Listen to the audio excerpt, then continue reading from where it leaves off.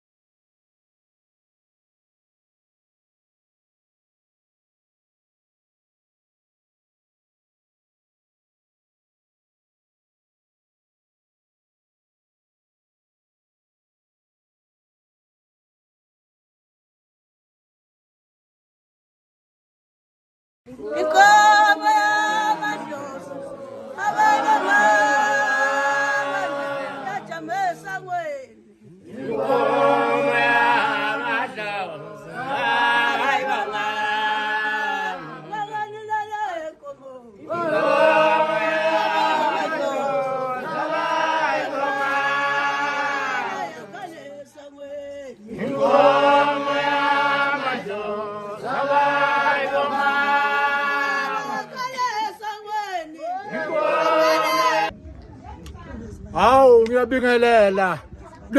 unyaza lo nyaza ukwenyaza mina unyaza sinabathakatho gadla kwezami imfanele ngabe uyakwazi usinokuvika. Hawu bakethe ngiyabingelela kuba bonke sinabantu asinabakhona okokuqala sinangizobingelela laba esinabo lapha lesivakashi eziphuma kwa TV.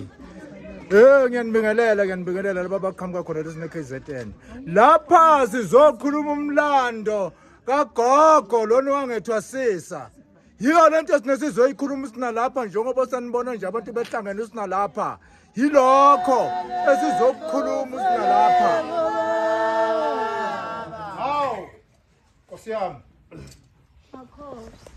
Ngathi malo ngisondele sinakuya khipha isandla ngiqhawulisa le ntombi. Sebehlela amalanga abantu bezolindela umphefumulo. Ngayivuma le ngoma. Eyihlabele phansi ngathi usemgodini. Makhosi. Azavukela njalo ngebona bantuka bonke abantu batidlangelela bathi awu nangu lo muntu uma kwagqakuza ingubo enkundonde isikhohlela avuka Makhosi. wakade waphila kube kufike mina akekho umuntu ade mkhonze njengami ngami Makhosi. hey ugogo wake wenza into ebuhlungu engayibona ngathi ihlupho ngakhuluma nje mnengixoxo sina lapha ngathi ngizobe kunomsebenzi womntana wami uzobe egqoka isina ijazi ngizobe futhi ngimemolisa ngenkomo ezimbili egqoke nejazi ngoba ngihlobo ngathi ngiyaqoqa nje mina ngathi ngalindela ngabona kuma imoto hey gogo awu ngibona behlala ngithuka ngicishe ngafu sela Makhosi. ufike uyagula futhi isisu siyamhambisa kubi ngokuthi igama seliphumile hey kodwa ngavinjwa ngoba ugogo bungekumvinjwa ukuthi uzobalo uyadlala ugogo bengatshela bungekumtshela sinalutho ugogo uzomtshela othi umngoma shabanga hey usengihlupha ugogo kade efika lena ngimethe umthwalo sinomlethe lapha ngamangala ukuthi mina ngikuzokwenza njani kona ngekho yazi ngabuza ubuhlungu ukuthi nangogogo zofela la ekhaya ngami bakithi ngoba ngilapha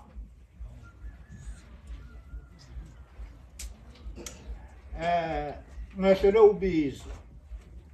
ngoba ubizo uma ngabe selukuficile lufica wena wedwa hayi omunye umuntu Makhosi. angizoku ngiyikhuluma le nto ufuna ugogo usinokumbuyisa ngithi ngizokwenza umsebenzi ngenze nembuzi ngaloku ngikhuluma leyo ndaba leyo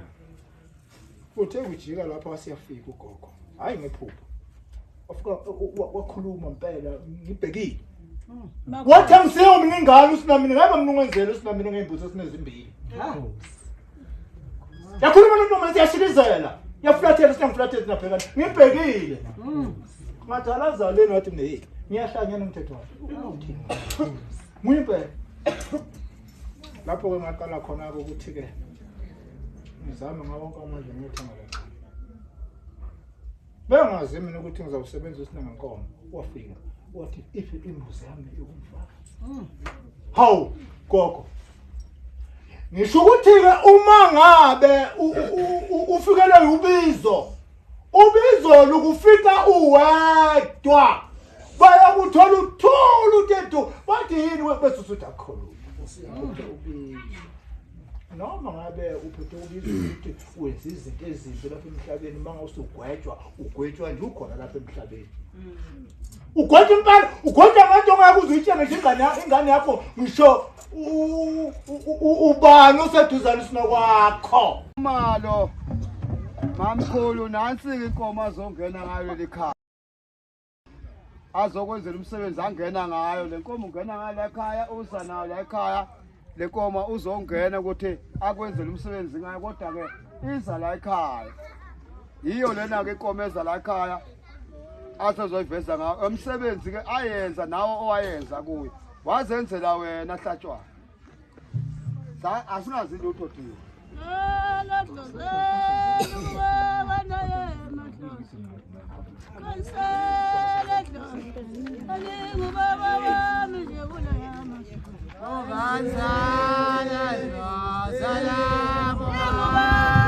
wafika kimi ebusuku sinengilele wathi kufanele ngizomenzela lo msebenzi logobela sinawami gobela wami lona esingayelala ngikhona khona nje manje nje akusika khala mla ngisho ukuthi ke konke ke sekwenzakala manje umsebenzi usuqhubekile usinimpela wayiwa ufika sinemaphethelweni ngithi ke ngiyabonga kakhulu ngibonga wonke amathonga ngibonga sinabalozi ngibonga sinabanguni ngibonga izinzuza phansi sinemanzini ngibonga sina abenguni yonke sina imwana ethu sinazamo isempumalanga lesinizwe senyakatho ngithi ngiyabonga ngoba nako umsebenzi usongo sina uphetheka namhlanje ngibonga sina kakhulu sina kini nonke bonke abantu ade bengisingathile izangoma eziqhamukanelana lena nabakwa TV nabo sina ngiyababonga ngibonga nje sina kini nonke kube kuhle ngiyabonga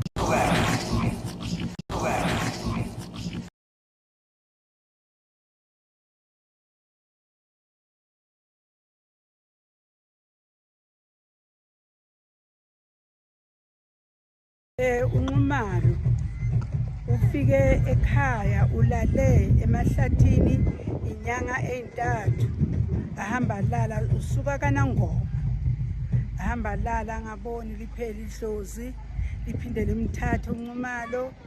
lihambe naye liphinde limlahle ahamba uyalala avuke uNxumalo phinde limthathe ihlozi hambe ophongo lakazi ukuthi weqa kanjani ahambe naye idlozi phinde limlale wathi uNxumalo sasondele ngasekhaya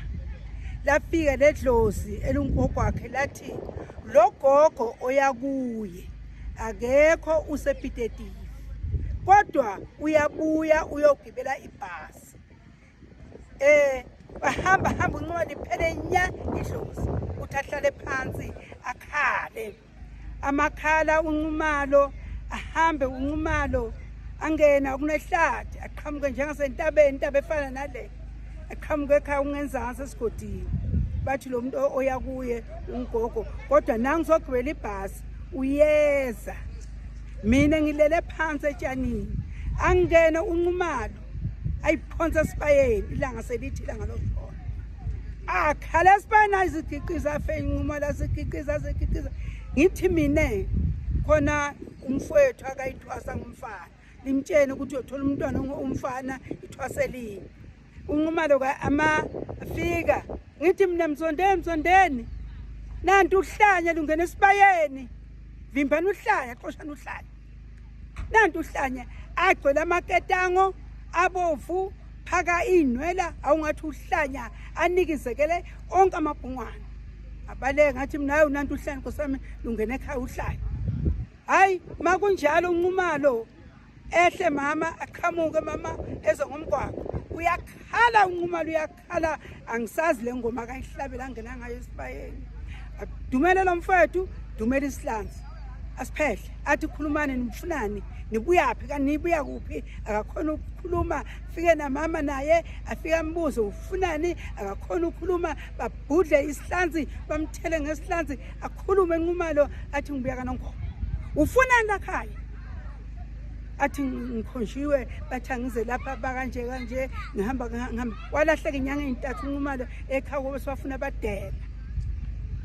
usho ukuthi ke engikwazi yilo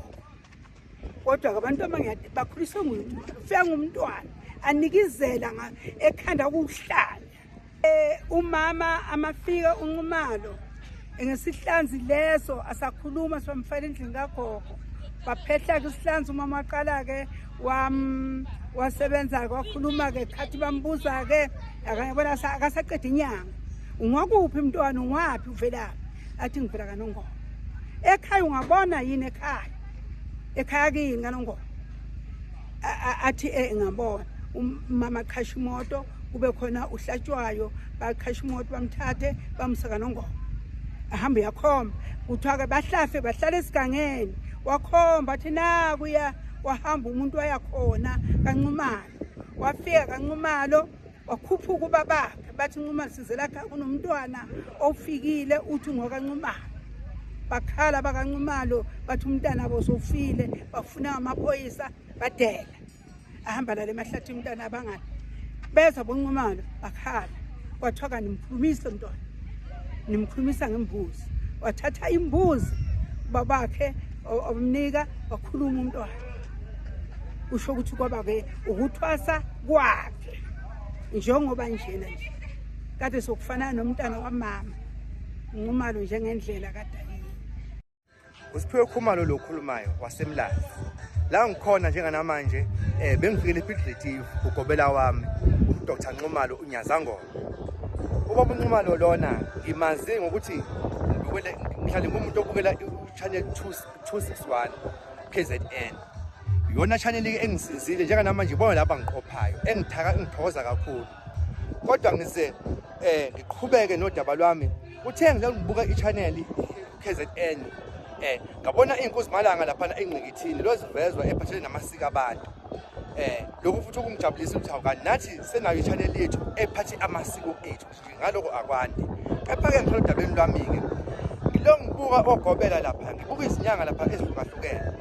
kepha ngithema bengibone umkhulu Nyazangoma uDr Nxumalo ayi ngashaya ngaphakathi mekhuluma ebeka izimo zonke adlule kuzona nezimo ayithintayo ayisebenzayo ngabe ngizibheka mina ngoba mina benginenkinga mina nguthisha umthetho wami kodwa ke sengiphumile emsebenzini ngikhishwe yini na isiphiwo sami ngisilandelayo ngoba ngumntwana wedlozi mina nje into ke ebingihlupha kakhulu imimoya ingihluphile imimoya kanza kwethu ngoba nawe mhlambe lapha ekhaya iyakuhlupha imimoya ke ikhona ngokolwazi nami lwami esengicizele lona kahle zonke into zami ngisho ngisebenza benginenkinga ngidaleka izitha ekhaya ndawana zonke nakuba ke bengithi ngiyaqiniswa kodwa bese kungaphezulu ngoba konke kwami bekulahleka kepha kuthenga ngoba ubuke lo KZN1 nalabo ogobela ngabona imisebenzi kaMkhulu hayi ngashona khona kaMkhulu ngoba into ebiyenzeka ekhaya mina uma wami nje oqala uma wami wavalwa kubo bamvala ngenkulu induku le bangagcini lapho le nduku yadoba ezinye induku izinto ezimbe ebeshaya ibhubhise ekhaya like ekhaya nje mina nginokuthatha manje oyedwa abanye abekho ngathiwa uCovid abanye imbese kepha uyabona nje ukuthi izimo ezithizeni lezi bezikhona ekhaya ngoba noba bahamba kudala ekhaya asala noma sihlupheka sikwazivuka nesaluka sami kwakuba naso siyahamba ngasala ngingedwa ngilwa nale ndaba le ngoba uma lo yenemoya ngisukileke ekhaya eThekwini njoba nje ngilala umkhulu isayinenyanga engimazi mina qobo lwakhe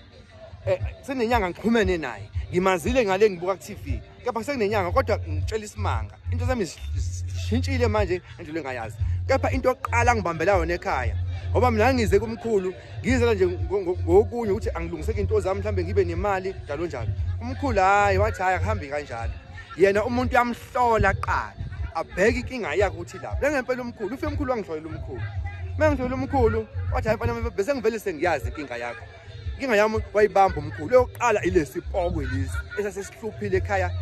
silahla amafoni sixabanisa thina mina nezingane nomndeni angizwani siyaxabana asizwani asimama senze inhlambuluko iphinde kuphelele emoyeni wasilahla umkhulu lesipoko ngifikile ke wathi ngizosibona futhi sihamba nangempela ngathi mangilele ebusuku ngasibona.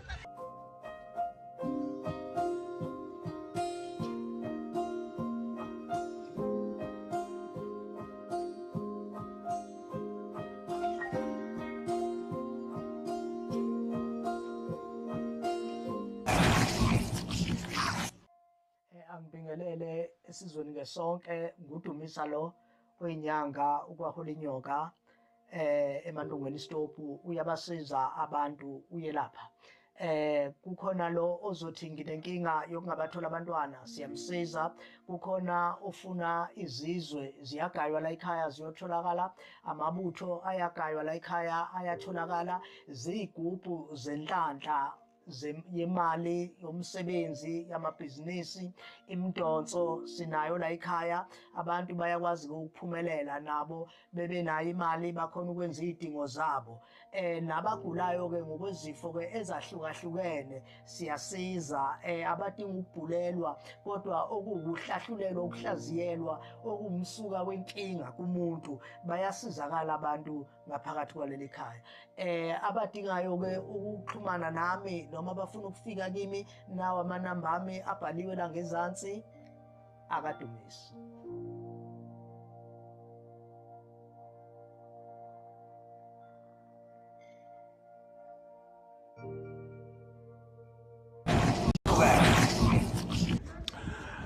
Awu siyabingelela kubingelela lo nsunyaza ngomunyaza lo nyaza ungonyaza mina unyaza sinabathe kade ugadla kwezami mfana engabe yakwazi sinukuvika. Ngiyanibingelela kuphina kuphi ngibingelela impumalanga neningizimu nenyakatho amangumani sinomhlaba usina onke. Ngizakhuthi ngihambe ngiyobingelela phezulu entabeni lesinezigude ngiyobingelela sina phezulu kwaphulukwane ngigijima usina lapha ngigijima usinempela usina ngiyobingelela sina kwalabesotho ngigijima usina lapha ngiyobingelela kwalamandebele ngigijima usina lapha ngiyobingelela sina emaqhozeni ngigijima ngiyobingelela sina kwa Cape Town ngigijima ngiyobingelela eThekwini konke eThekwini lonke sina iTheku komashu ngiyanibingelela usina nonke ngigijima usina lapha ngiloko sina ngihamba ngeke sina ngiziniqede ngisina bese ngithi sina Swaziland ngigijima ngithi sina Manguza ngigijima usinamanje ngithi Jozeni ngigijima angeke sangize nginiqede abafowethu. Ngibingelela abafowethu ababoshiwe abasemajele. Ngiyabingelela sinabafowethu nizendaweni esinenzima uNkulunkulu sinokhona namathonga akhona siyacela siyanicelela ukuthi anisize nize niphume lapha sanikhona khona ngoba kunzima Nkosi yami nibuyele sinemuva esinenganeni ngigijima kamanje sinangihamba singobingelela abafowethu sinabakho nodadewethu sinabagulayo abaseyinhlungeni sinabaseyibhedlela Nkosi yami engazathi ngaphola lapha nikhona nijike nibuyele sinemuva sinemakhaya ngigijima ngiyobungela sinabafowethu abahamba usina ngo-wheelchair bangakwazi ukuzenzela usinaluto abaphila ngokusizwa ngabantu abasondelene nabo.